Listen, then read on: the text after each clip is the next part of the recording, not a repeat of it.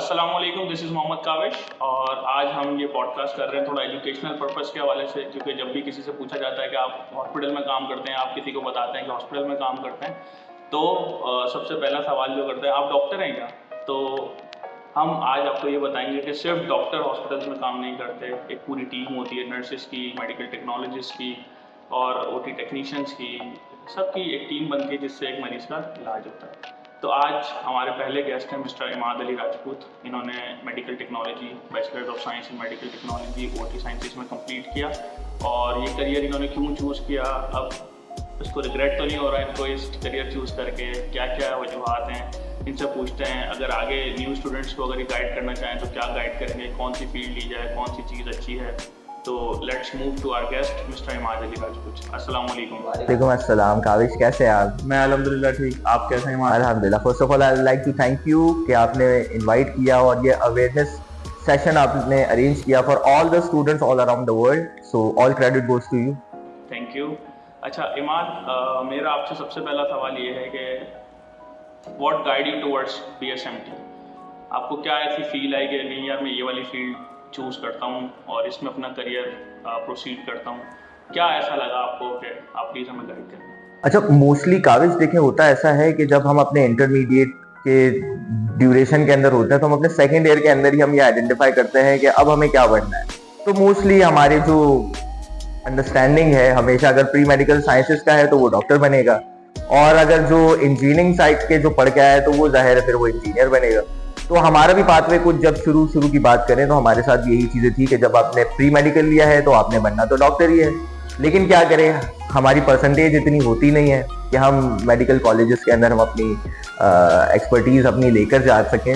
तो इसी के बनिस्बत यूनिवर्सिटी के अंदर ही जाकर मैंने एक एक्सप्लोर किया कि मेडिकल टेक्नोलॉजी भी एक कोई ऐसी फील्ड है वे बैक इन 2008।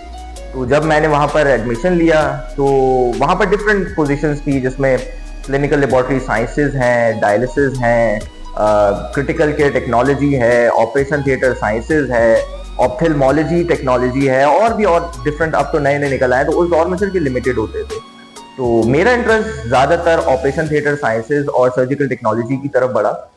उसकी वजह मैं आप लोगों को बताता हूँ कि मुझे बड़ा इंटरेस्ट बना जब हम मेंढकों को जो काट रहे होते थे, डायसेक्ट कर रहे होते थे, तो वहां से एक इंटरेस्ट बना कि why should not we go for the surgeon. तो सर्जन तो नहीं बन सकते, so what we just did, हमने कहा कि चलें असिस्टेंट सर्जन के तौर पर हम सर्जन के असिस्टेंट तो जरूर बन सकते हैं और इसमें अपनी एक्सपर्टीज को जरूर देख सकते हैं। So this is all started actually. Okay, लेकिन इमाद आपने ये अपना पैशन बताया कि हम फ्रॉग्स को काटते थे और ये ऑल थिंग्स लाइक दैट, लेकिन अभी आप क्या कर रहे हैं? क्या आप स्टिल ओटी से रिलेटेड हैं, ओटी में काम कर रहे हैं, या आपने फील्ड को लेफ्ट कर दिया है, आप क्या कर रहे हैं? यस, अच्छा, recently I am working as a trainer, जिसमें एज एन एजुकेटर रोल भी ऑपरेशन थिएटर साइंसेज के जो टेक्नोलॉजिस्ट होते हैं उनका एक एज अ रोल है। हमारे रिलेटेड बड़ी मिसकॉन्सेप्शंस हैं कि आपका तो काम सिर्फ इंस्ट्रूमेंट की हैंडलिंग है या सिर्फ गालियां सुनना आप लोगों का काम है। तो इट्स नॉट दैट, हम एज अ एजुकेटर रोल के अंदर भी इसको अपना देखते हैं, not just in the OT के बाहर भी हम अपनी अगर फील्ड को एक्सप्लोर अगर करें तो हम as an educator role like teaching institutes के अंदर, पैरामेडिकल इंस्टीट्यूट्स हैं, अलाइड हेल्थ साइंसेज के जो इंस्टीट्यूट्स हैं, वहां पर हम अपनी एक्सपर्टीज को जो आपका एक्सपीरियंस है वो आप कर सकते हो। This is what really I am doing, and recently I am also affiliated from a well known organisation जिसमें एज एन इंस्ट्रक्टर हूँ for the resuscitation. Oh that's good. अच्छा इमाद, हमने जब ये इसके बारे में पढ़ा था BSMT के बारे में, तो हमें बस ये पता था कि एक RT होता है, एक रेडियोलॉजी वाले होते हैं, और बस ये 2-3 फील्ड्स ही मुझे पता थी। लेकिन अभी तो आप काफ़ी नाम ले रहे हैं, आप इसको थोड़ा सा डिस्क्राइब करेंगे कौन कौन सी फील्ड्स आ गई हैं?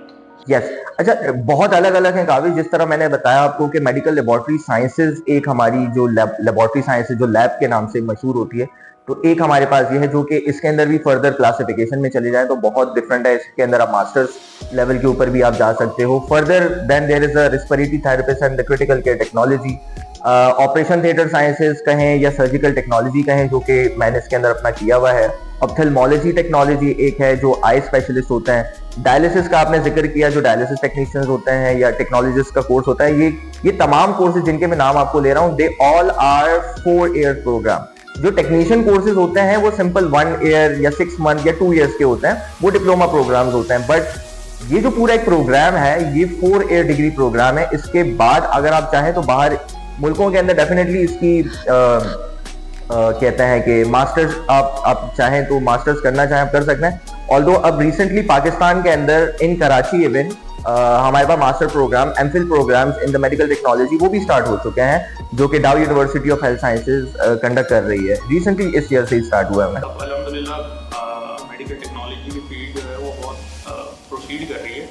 अच्छा, वैसे ईमान, जैसे डॉक्टर्स की होती है पीएमडीसी, पीएमसी हो गई है आजकल वो, और नर्सिस की होती है पीएनसी, जो PNMC Pakistan nursing and midwifery council हो गई है। तो काउंसिल के हवाले से मैं ज़रा आपकी बहुत ज़्यादा न्यूज़ आ रही थी इस कोर्स के हवाले से, डिग्री के हवाले से, कि काउंसिल नहीं है जिसकी वजह से बहुत इश्यूज़ होते हैं here in Pakistan and in abroad as well. तो काउंसिल की क्या अपडेट है? काउंसिल के ऊपर काम कर रहे हैं?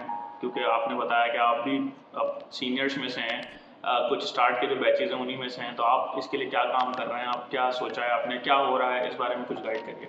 काविश, इस हवाले से तो हम जब अपनी यूनिवर्सिटी में थे तो हमारे जहन में जिस तरह आपने कहा कि डॉक्टर्स और नर्सेस की एफिलिएशंस हैं, इनकी जॉब्स क्रिएट होती हैं, गवर्नमेंट लेवल पर इनकी जॉब्स हैं, लेकिन जब हम अपनी मार्केट के अंदर अपनी तलाश करने गए तो हमें एज ए टेक्नीशियन की जॉब भी कोई प्रोवाइड नहीं कर रहा था, क्योंकि उनको आइडिया ही नहीं था कि ये है क्या चीज।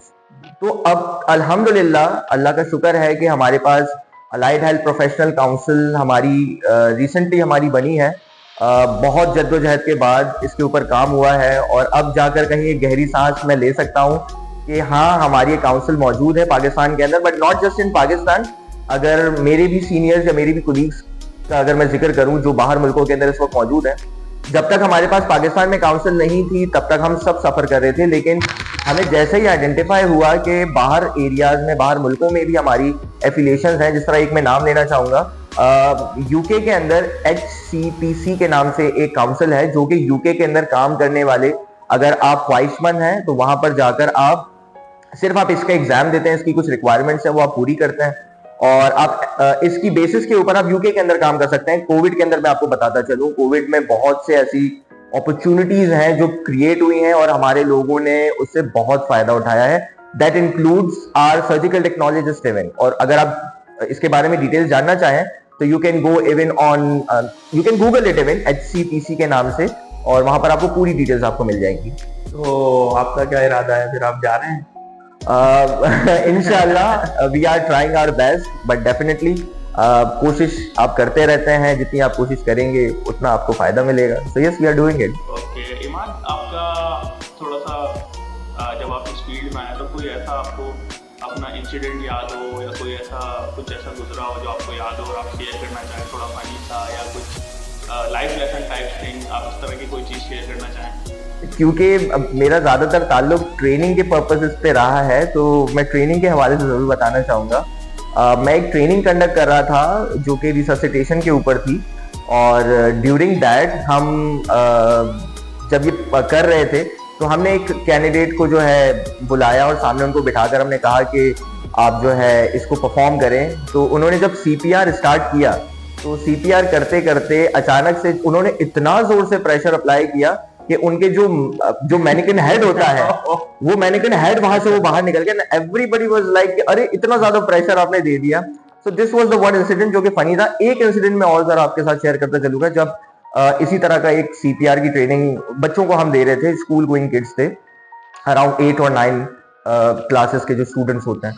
तो ड्यूरिंग दैट हम जब उनको करा रहे थे, उन्होंने बड़ा इंटरेस्ट के साथ उन्होंने किया, लेकिन जब वो घर गए हैं उन्होंने अपने छोटे भाई के ऊपर वो CPR परफॉर्म करना स्टार्ट कर दिया। So that was very alarming for me at that moment, क्योंकि उस वक्त मैंने फील किया कि जब इस तरह की क्लासेस में लूं तो शुरू के अंदर एक जो डिस्क्लेमर टाइप होता है वो जरूर मैं उनको बता दूं कि भाई आपने ये do not try this at home, जिस तरह रेसलिंग के अंदर होता है कि do not try this at home, तो इसको घर पे तब ट्राई नहीं करना है जब कोई खुदा ना खास्ता जब कोई अलाइव है, कोई एक्टिव है जिसका हार्ट पहले से चल रहा है। तो these are the funny movements, और कुछ लाइफ लेसन मूवमेंट मेरे खुद के लिए भी थे जो कि आगे मेरे लिए हेल्पफुल रहे। ये तो इमाद आपने हमें एक और के हवाले से हम इंशाल्लाह कभी इस पे भी पॉडकास्ट आपका रिकॉर्ड करेंगे। अच्छा, आपसे ज़्यादा टाइम नहीं लूँगा आपका, एक सवाल और बस कि अगले 5 सालों में आप इस फील्ड को कहाँ देखते हैं, और जो नए लोग आ रहे हैं वो इस कौन सी फील्ड ज़्यादा अच्छी है, कौन सी फील्ड ज़्यादा चूज़ कर सकते हैं, कौन सी लाइन चूज़ कर सकते हैं, ये आप हमें थोड़ा सा गाइड करें। देखिए, medical technology itself it's a vast programme. इस प्रोग्राम के अंदर it's all about your interest. अगर आपका लैब साइंसेस के अंदर इंटरेस्ट है तो आप लैब साइंसेस के अंदर फर्दर आप अपनी क्लासिफिकेशन देख सकते हैं। Critical care sciences, respiratory therapist, ये एक अलग फील्ड है जो कि आईसीयू से रिलेटेड होती है। सर्जिकल टेक्नोलॉजी के हवाले से अगर मैं आपको बताना चाहूँ तो आजकल का दौर Kaavish it's all about AI.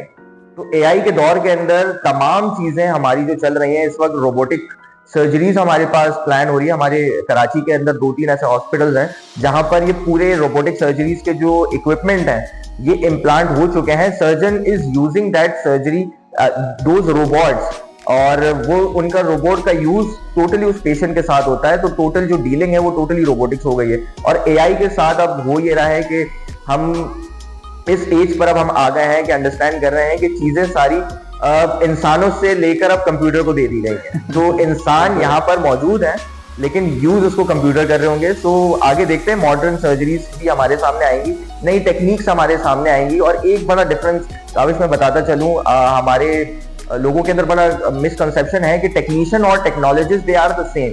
So it's not same. आपके इस प्रोग्राम के तवज्जुह से मैं जरूर ये चीज क्लियर करना चाहूंगा। जी बिल्कुल बिल्कुल, मैं ये चाह रहा था कि आपको मैसेज दें रिक्रूटर्स को भी, अपने स्टूडेंट्स को भी, अपने जूनियर्स को भी। क्योंकि स्टूडेंट्स का ये है कि जब स्टूडेंट्स ओटीज में जाते हैं, स्पेशली द फीमेल्स, तो उनको ज्यादा डिस्करेज किया जाता है कि फीमेल्स ये एरिया नहीं है, यहाँ पर आप फीमेल्स का कोई काम नहीं है, लॉन्ग स्टैंडिंग लंबी लंबी सर्जरीज होती हैं, आप तो खड़े नहीं हो सकते, इक्विपमेंट आप हैंडल नहीं कर सकते हैं। सो इट्स नॉट दैट। हमें प्रॉपरली लड़कियों को भी मौका देना चाहिए और वो इस मौके को फायदा उठाकर, मैं जिनकी बात कर रहा हूँ जो मुल्क से बाहर मौजूद है वो लड़कियां ही हैं हमारे बैच की, जो यहाँ से जाकर उन्होंने काम अपना स्टार्ट किया है। सो हमें इक्वालिटी की बेसिस के ऊपर उनको भी प्रॉपर ट्रीट करना होगा। ये हमारे थोड़े रियली सॉरी बट हमारी ये इस तरह के हैं प्रोटोकॉल जो हॉस्पिटल सेटिंग्स के अंदर बन रहे हैं, जिनको हमें डिस्करेज करना चाहिए।